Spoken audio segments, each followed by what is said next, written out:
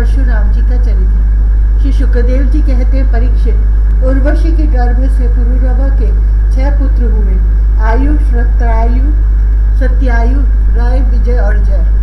श्रोतायु का पुत्र था वसुमान, सत्यायु का श्रुतंजय, राय का एक और जय का अमित, विजय का भीम, भीम का कांचन, कांचन का होत्र और होत्र का पुत्र था जहनु। ये जहनु वही थे जो गंगा जी को अपनी अंजलि में लेकर पी गए थे। जहनु का पुत्र था पुरु, पुरु का बलाक और बलाक का अजक, अजक का कुश था। कुश के 4 पुत्र थे, कुशाम्बु, तनय, वसु और कुशनाग। इनमें से कुशाम्बु के पुत्र गाधी हुए। परीक्षित, गाधी की कन्या का नाम था सत्यवती। ऋचिक ऋषि ने गाधी से उनकी कन्या मांगी।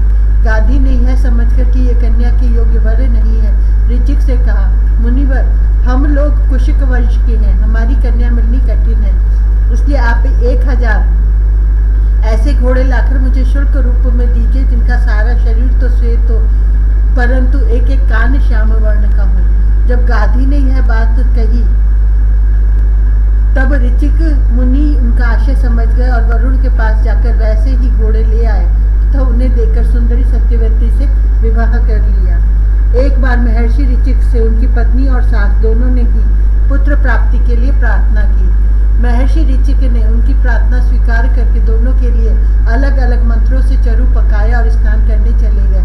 सत्यवती की माँ ने यह समझकर कि ऋषि ने अपनी पत्नी के लिए श्रेष्ठ चरु पकाया होगा, उससे वह चरु मान गया।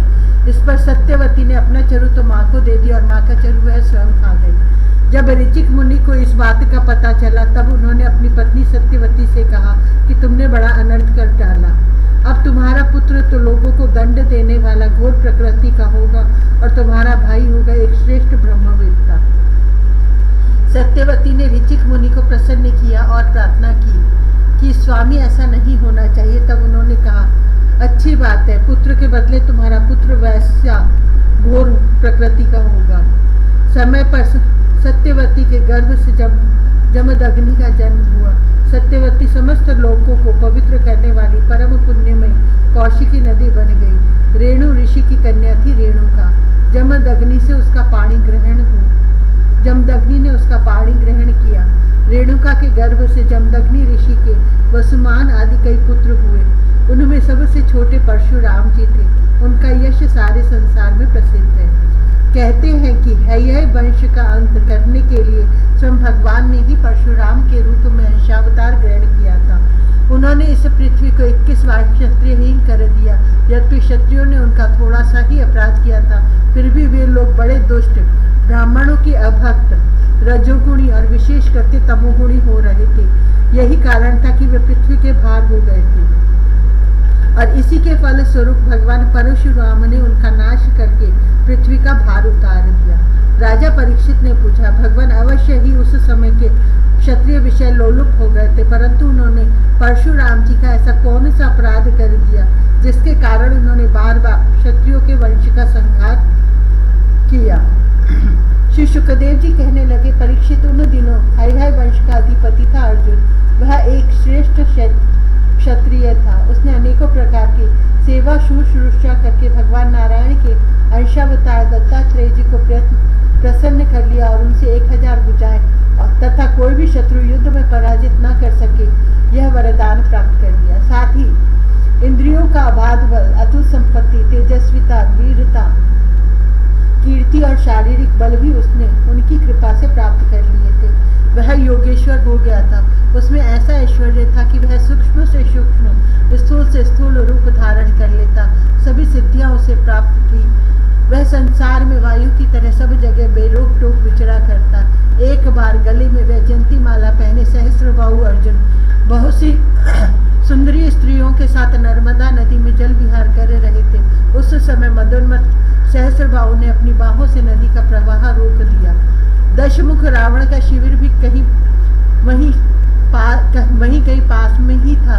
नदी की धारा उल्टी बहने लगी जिससे उसका शिविर डूबने लगा। रावण अपने को बहुत बड़ा वीर तो मानता ही था, इसलिए सहस्रार्जुन का यह पराक्रम उससे सहन नहीं हुआ।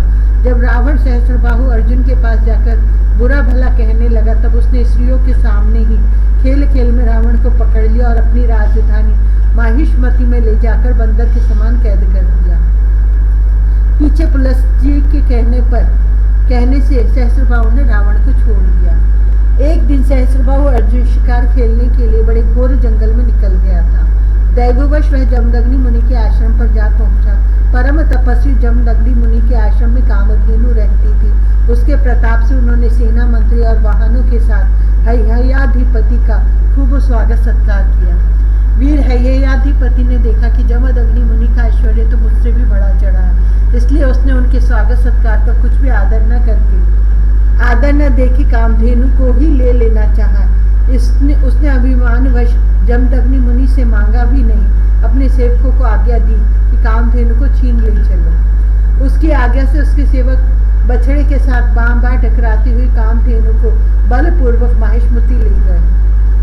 जब वे सब चले गए तब परशुराम जी आश्रम पर आए और उसकी दुष्टता का वृत्तांत सुनकर चोट खाए हुए सांप की तरह क्रोध से तिलमिला उठे। वे अपना भयंकर फरसा तरकश ढाल एवं धनुषा लेकर बड़े वेग से उसके पीछे दौड़े, जैसे कोई किसी से न दबने वाला सिंह हाथी पर टूट पड़े।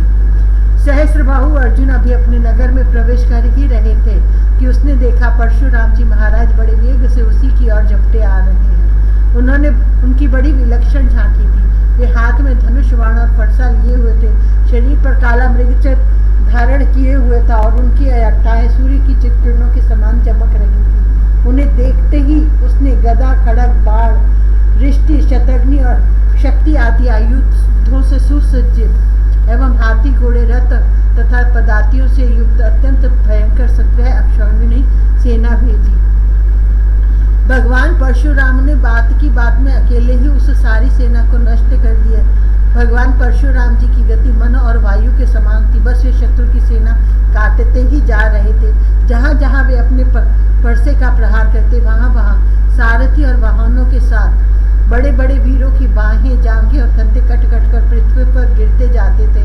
हैहयाधिपति अर्जुन ने देखा कि मेरी सेना के सैनिक, उनके धनुष, ध्वजाएं और ढाल भगवान परशुराम के फरसे और बाणों से कट कट कर खून से लथपथ रणभूमि में गिर गए हैं। तब उसे बड़ा क्रोध आया और वह स्वयं भिड़ने के लिए आ धमका। उसने एक साथ ही अपनी 1000 भुजाओं से 500 धनुषों पर बाण चढ़ाए और परशुराम जी पर छोड़े, परंतु परशुराम जी तो समस्त शस्त्रधारियों के शिरोमणि ठहरे। उन्होंने अपने एक धनुष पर छोड़े हुए बाणों से ही एक साथ सबको काट डाला। अब हैहयाधिपति अपने हाथों से पहाड़ और पेड़ उखाड़कर बड़े वेग से युद्ध भूमि में परशुराम जी की ओर झपटा, परंतु परशुराम जी ने अपनी तीखी धार वाले फरसे से बड़ी फुर्ती के साथ उसकी सांपों के समान भुजाओं को काट डाला। जब उसकी बाहें कट गई तब उन्होंने पहाड़ की चोटी की तरह उसका ऊंचा सिर धड़ से अलग कर दिया। पिता के मर जाने पर उसके 10,000 लड़के डरकर भाग गए। परीक्षित, विपक्षी वीरों के नाशक परशुराम जी ने बछड़े के साथ कामधेनु लौटा ली। वह बहुत ही दुखी हो रही थी। उन्होंने उसे अपने आश्रम पर लाकर पिताजी को सौंप दिया और माहिष्मति में सहस्त्रबाहु ने तथा उन्होंने जो कुछ किया था सब अपने पिताजी तथा भाइयों को कह सुनाया। यह सब सुनकर जमदग्नि मुनि ने कहा, हाय हाय परशुराम, तुमने बड़ा पाप किया। राम राम, तुम बड़े वीर हो, परंतु सर्वदेवमय नरदेव का तुमने व्यर्थ ही वध किया। बेटा, हम लोग ब्राह्मण हैं, क्षमा के प्रभाव से ही हम संसार में पूजनीय हुए हैं। और तो क्या, तो सबके दादा ब्रह्मा जी भी क्षमा के बल से ही ब्रह्म पद को प्राप्त हुए हैं। ब्राह्मणों की शोभा क्षमा के द्वारा ही सूर्य की प्रभा के समान चमक उठती है। सर्वशक्तिमान भगवान श्री हरि भी क्षमावानों पर ही शीघ्र प्रसन्न होते हैं। बेटा, सार्वभौम राजा का वध ब्राह्मण की हत्या से भी बढ़कर है। जाओ, भगवान का स्मरण करते हुए तीर्थों का सेवन करके अपने पापों को धो डालो। 16वां अध्याय, परशुराम जी के द्वारा क्षत्रिय संहार और विश्वामित्र जी के वंश की कथा। श्री सुखदेव जी कहते हैं, परीक्षित, अपने पिता की यह शिक्षा भगवान परशुराम ने जो आज्ञा कहकर स्वीकार की, उसके बाद वे 1 वर्ष तक तीर्थ यात्रा करके अपने आश्रम पर लौट आए। एक दिन की बात है, परशुराम जी की माता रेणुका गंगा तट पर गई हुई थी। वहां उन्होंने देखा कि गंधर्वराज चित्ररथ कमलों की माला पहने अप्सराओं के साथ विहार कर रहा है। वे जल लाने के लिए नदी तट पर गई थी, परंतु वहां जल क्रीड़ा करते हुए गंधर्व को देखने लगी और पतिदेव के हवन का समय हो गया इस बात को भूल गई। उनका मन कुछ कुछ चित्ररथ की ओर खिंच भी गया था। हवन का समय बीत गया यह जानकर वे महर्षि जमदग्नि के शाप से भयभीत हो गई और तुरंत वहां से आश्रम पर चली आई। वहां जल का कलश महर्षि के सामने रखकर हाथ जोड़ खड़ी हो गई। जमदग्नि मुनि ने अपनी पत्नी का मानसिक व्यभिचार जान लिया और क्रोध करके कहा, मेरे पुत्रों, इस पापिनी को मार डालो।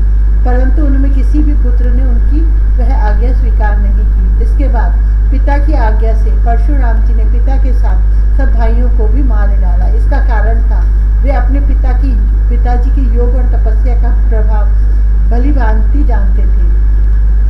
परशुराम जी के इस काम से सत्यवती नंदन महर्षि जमदग्नि बहुत प्रसन्न हुए और उन्होंने कहा, बेटा तुम्हारी जो इच्छा हो वर मांग लो। परशुराम जी ने कहा, पिताजी, मेरी माता और सब भाई जीवित हो जाए और उन्हें इस बात की याद न रहे कि मैंने उन्हें मारा था।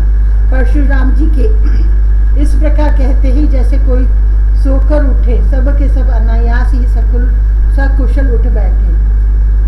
परशुराम जी ने अपने पिताजी का तपोबल जानकर ही तो अपने सुहृदों का वध किया था। परीक्षित, सहस्त्रबाहु अर्जुन के जो लड़के परशुराम जी से हारकर भाग गए थे, उन्हें अपने पिता के वध की याद निरंतर बनी रहती थी। कहीं एक क्षण के लिए वे उन्हें चैन नहीं मिलता था। एक दिन की बात है, परशुराम जी अपने भाइयों के साथ आश्रम से बाहर वन की ओर गए हुए थे। यह अवसर पाकर वैर साधने के लिए सहस्त्रबाहु के लड़के वहां आ पहुंचे। उस समय महर्षि जमदग्नि अग्निशाला में बैठे हुए थे और अपनी समस्त वृत्तियों से पवित्र कीर्ति भगवान के ही चिंतन में मग्न हो रहे थे। उन्हें बाहर की कोई सुध न थी। उसी समय उन पापियों ने जमदग्नि ऋषि को मार डाला। उन्होंने पहले से ही ऐसा पापपूर्ण निश्चय कर रखा था। परशुराम की माता रेणुका बड़ी दीनता से उनसे प्रार्थना कर रही थी, परंतु उन सबों ने उनकी एक न सुनी। वे बलपूर्वक महर्षि जमदग्नि का सिर काट कर ले गए। परीक्षित, वास्तव में वे नीच क्षत्रिय अत्यंत क्रूर थे। सती रेणुका का दुख और शोक से आतुर हो गई। वे अपने हाथों अपनी छाती और सिर पीट कर जोर जोर से रोने लगी।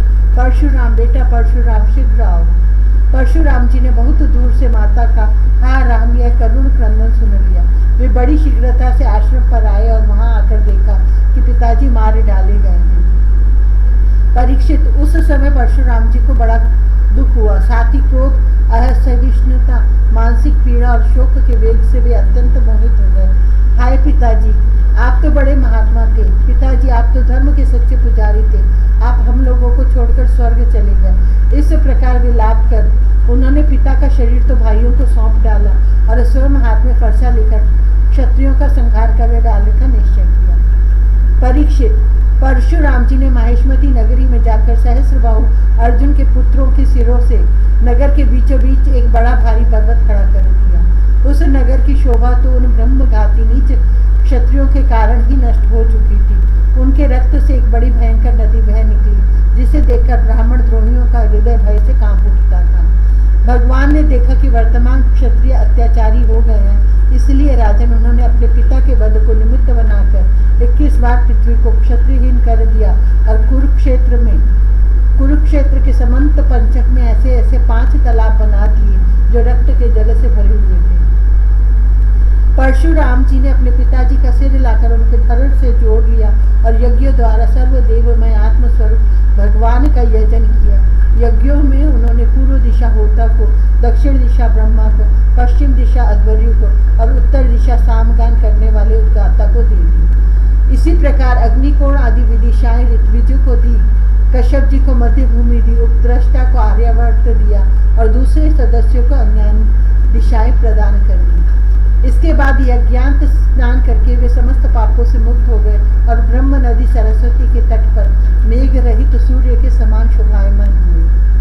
महर्षि जमदग्नि को स्मृति रूप संकल्प में शरीर की प्राप्ति हो गई। परशुराम जी से सम्मानित होकर वे सप्त ऋषियों के मंडल में 7वें ऋषि हो गए। परीक्षित, कमल लोचन जमदग्नि नंदन भगवान परशुराम आगामी मनवंतर में सप्त ऋषियों के मंडल में रहकर वेदों का विस्तार करेंगे। वे आज भी किसी को किसी प्रकार का दंड न देते हुए शांत चित्त से महेंद्र पर्वत पर निवास करते हैं।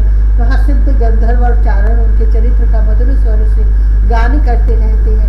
सर्वशक्तिमान विश्वात्मा भगवान श्री हरि ने इस प्रकार भृगुवंशियों में अवतार ग्रहण करके पृथ्वी के भारभूत राजाओं का बहुत बार वध किया।